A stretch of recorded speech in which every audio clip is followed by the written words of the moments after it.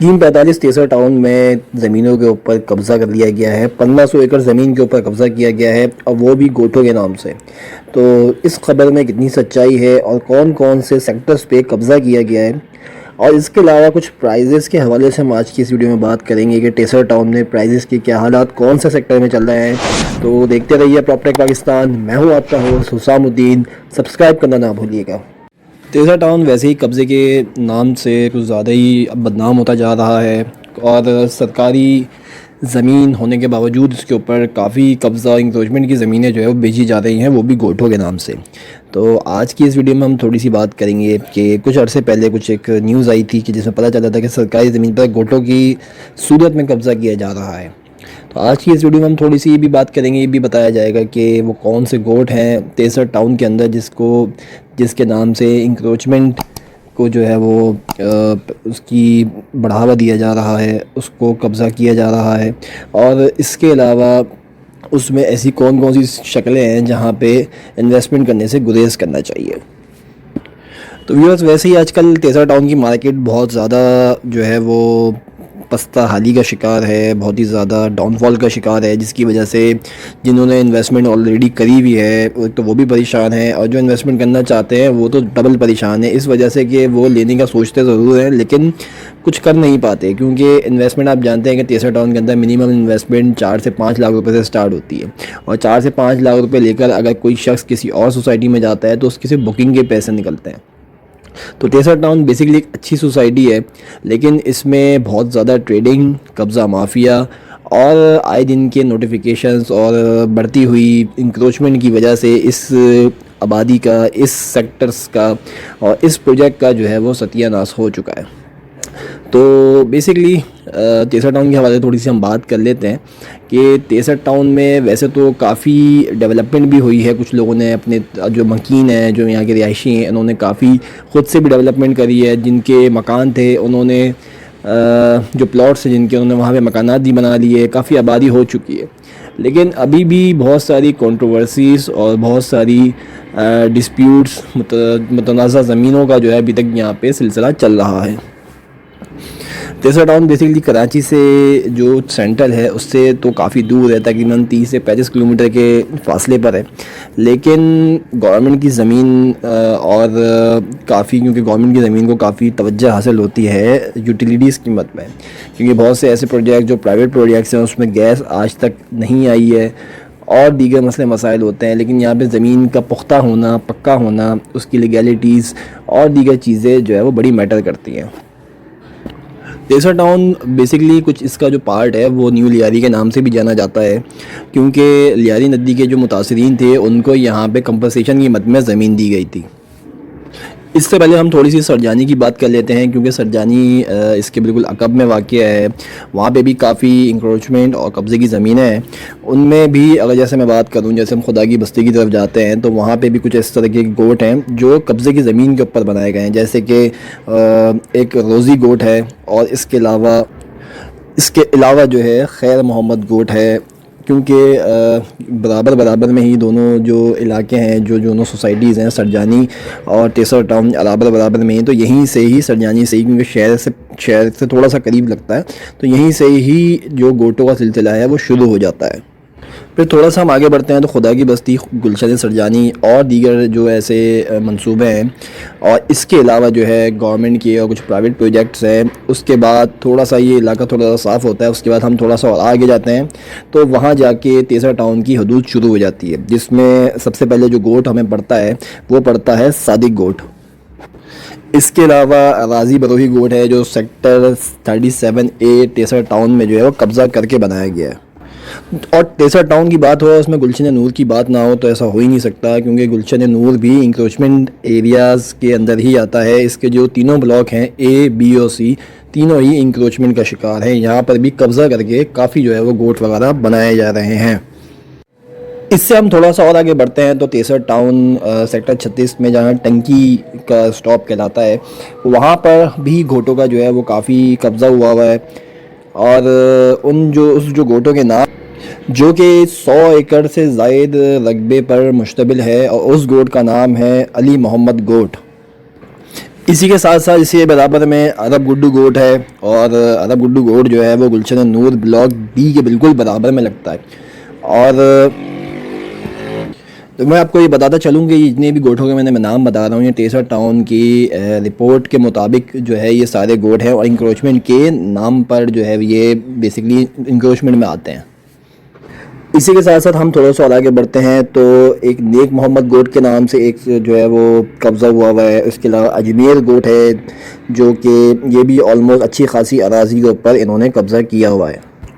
और अजमेर गोट और रहमानाबाद गोट, इनके दरमियान में जो मैंने अभी आपको बताया नेक मोहम्मद गोट, बेसिकली ये सोशल मीडिया के ऊपर एनएम टाउन के नाम से भी बेचा जा रहा है। इसी से थोड़ा सा हम आगे बढ़ें तो बावन की पट्टी के नाम से एक इलाका मशहूर है, उस पर भी ये भी इंक्रोचमेंट की ज़मीन है, जिस पे भी कब्ज़ा किया हुआ है बावन की पट्टी के नाम से।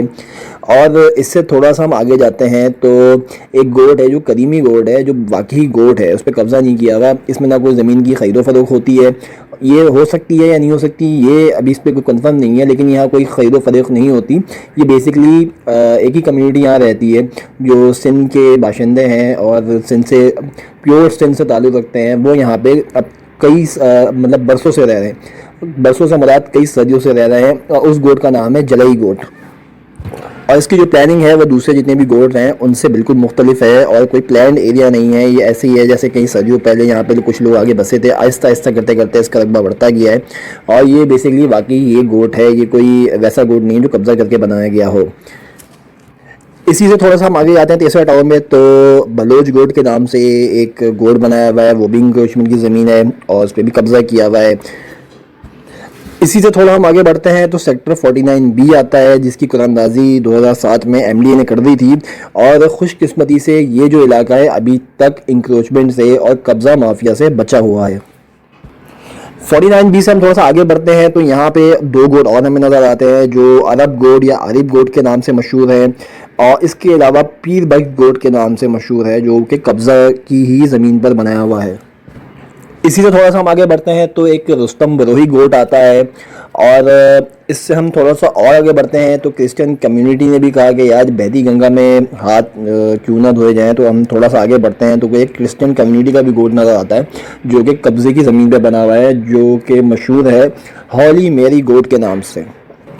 इसके अलावा कुछ प्राइवेट बिल्डर के प्रोजेक्ट्स हैं जो कि वो भी ज़मीन पे कब्ज़े कर रहे हैं, और ऐसा लगता है जैसे तीसरा टाउन की ज़मीन एक मुफ्त की ज़मीन है और इस पर कोई भी आके कब्ज़ा कर लेगा, कोई नहीं पूछेगा। लेकिन इसमें मैं आपको बात बता दूं कि कब्ज़ा करके चाहे वो प्राइवेट बिल्डर हो, चाहे वो कम्युनिटी हो, चाहे वो कोई भी गोट हो, हुकूमत की आँखें जब तक बंद हैं हुकूमत जो है वो कोई एक्शन नहीं लेती। लेकिन जिस दिन हुकूमत की आँखें खुल जाती हैं, बड़ी से बड़ी बस्ती हो वो उस पर जो है वो डिमोलिश उसको कर देती है। इसकी ज़िंदा मिसाल आपके सामने काफ़ी जैसे नेस्ले टावर की मिसाल है कि इतना बड़ा प्रोजेक्ट शहर के बीच में चाहते तो उसमें कर सकते, लेकिन जब हुकूमत की कोई ऐसी पॉलिसी है उसके ख़िलाफ़ कोई चीज़ जाएगी तो उसके ऊपर लाजमी सी बात है एक्शन लिया जाएगा।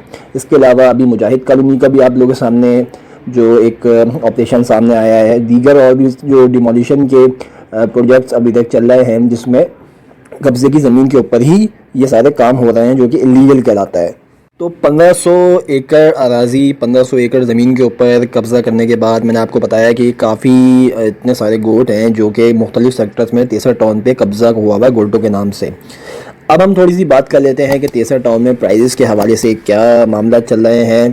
तो सबसे पहले हम लोग बात करते हैं, अपडेट देते हैं कि सेक्टर 65 जो कि 90 एकड़ पर मुश्तमिल है, इसमें काफ़ी जो है वो अभी प्राइस के हवाले से स्टेगनेंसी देखने में आई है। स्टेगनेंसी से मुराद की रुकावट का शिकार है, कोई चीज़ ना बढ़ रही है ना कम हो रही है, क्योंकि अभी मुल्की हालात की वजह से भी इसका काफ़ी असर आप लोगों को प्राइजेस में देखने में आएगा रियल इस्टेट के शोबे में।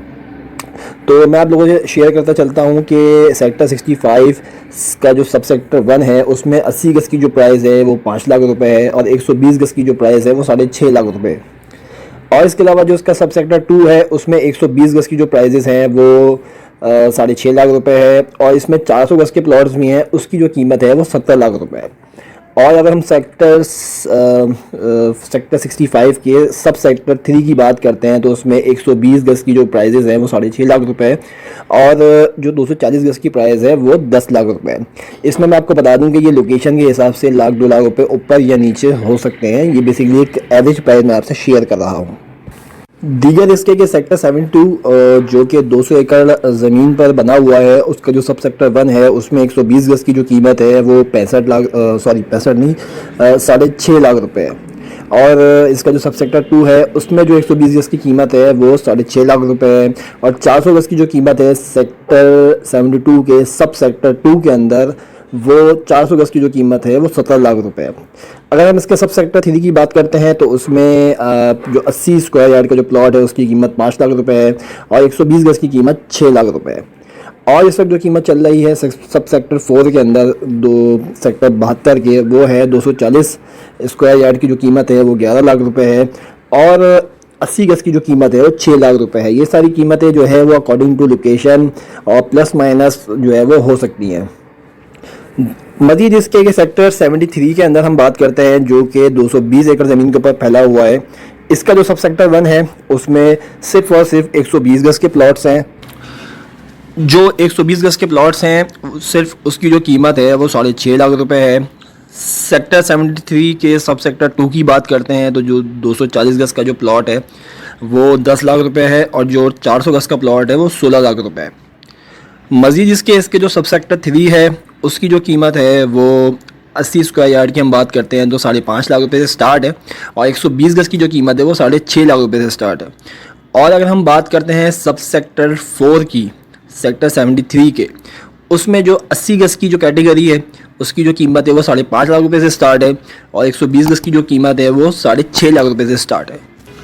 ये जितनी भी कीमतें मैंने आपको बताई हैं ये बेसिकली एवरेज कीमतों पे बेस करती हैं अकॉर्डिंग टू लोकेशन और उनके जो मामलात हैं कि उसमें कितने पैसे भरे हुए हैं, कितनी उसमें उसकी जो लीगलिटीज़ हैं वो कितनी पूरी हुई हुई हैं, NOCs कितनी मिली हुई हैं, इन सब चीज़ों के साथ जो आफ्टर एक एवरेज प्राइस निकलती है, ये मैं वो आपसे शेयर कर रहा हूँ। तो व्यूअर्स, उम्मीद है कि आज की ये वीडियो आप लोगों को काफ़ी पसंद आई होगी, जिसमें मैंने आज टेसर टाउन में कब्ज़ा माफिया के हवाले से थोड़ी सी बात करी है।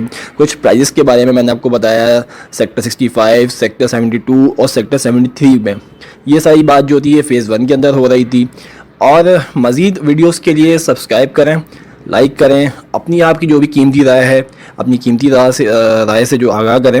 और मेरा जो व्हाट्सअप चैनल है उसको लाइक करना मत भूलिएगा, उसको भी फॉलो करें कि आप अगर यूट्यूब पे नहीं आते तो जो मेरा जो चैनल है इस पर व्हाट्सअप के ऊपर, उसमें आपको दीगर जितनी भी कीमतों के हवाले से जितने भी प्रोजेक्ट्स हैं रियल इस्टेट के और दीगर जितनी भी आपकी इंफॉर्मेशंस हैं, आपकी जो न्यूज़ हैं, अपडेट्स हैं, वो आपको उस चैनल पे मिलती रहेंगी। तो सब्सक्राइब करना ना भूलें, शेयर करना ना भूलें। देखते रहिए प्रॉपर्टेक पाकिस्तान। मैं हूँ आपका होस्ट हुसामुद्दीन। जज़ाकल्लाह।